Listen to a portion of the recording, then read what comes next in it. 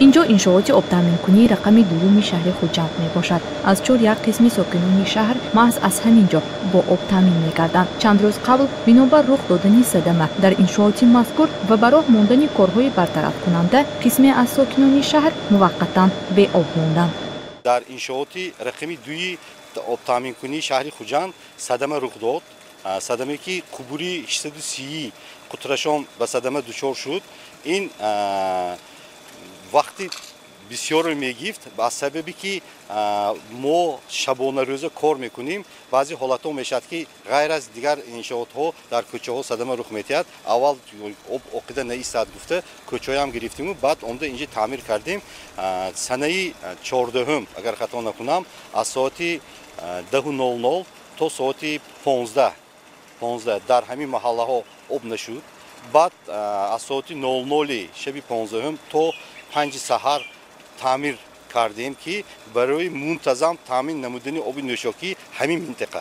ساکنان میکروناحیه‌های 20، 31، 32، 33، 34 کوچه رحیم جلیل، محله نوبنیاد 29 30 خرمشهر و قسم پایان محله چشمه 3 محض از همینجا با آب تامین می‌گردند. در انشاءات آب تامین‌کنی مذکور 16 عدد چاه‌های مخصوص فعال میباشند. وظیفه آن ذخیره آب میباشد. نوابسته به این طلبات به آب در فصل گرما در شهر می‌افزاید.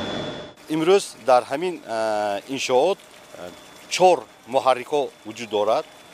حاضر یک تعمیر کرده ایستادیم که برای باز هم منتظم تامین کردن آب نوشاکی.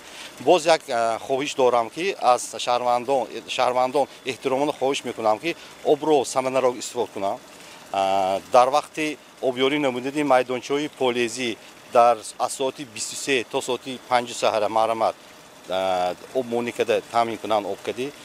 بعضی حالت ها میشد که شهروندان مراجعت میکنند که در بسیار آشیانه ها قبط های بسیار بلندش آب نارسایی میشد. وقتی که ما گروه مخصوص تشکیل کرده همین چی میگه رید نظارت کردیم، خودی همسایه هایی که در آشیانه پایان زندگانی میکنند در نزد میدانچه پالیزی آبشونه در وقتی کاری و در وقتی که از کار آدما میبیان همون وقت بکشادگی.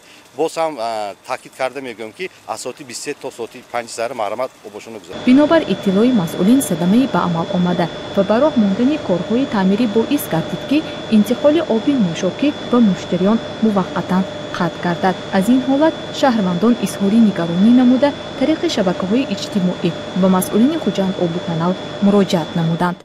از شهروندان احترامان خواهش میکنیم که بعضی از سبب‌های تکنیکی آب میشد بعضی نمیشد. ما شبانه روزه عمری دیسپچر کار کردیم است. تلفنی باوری 92 845 02 64 92 845 02 61. شبانه روزه این تلفن‌های ما کار میکند. مرمت زنگ زنند در وقتش مابین 1 ساعت 2 ساعت برفته خوجند آب کانال صدمه برطرف کرده آب کدی تامین میکنند.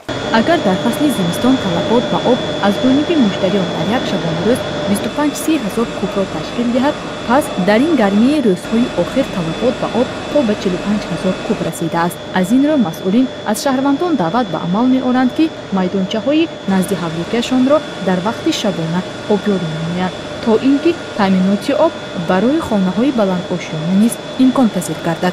گزارش اوغلای رجب و سبحان عادل جانف برای برنامه اطلاعاتی امروز.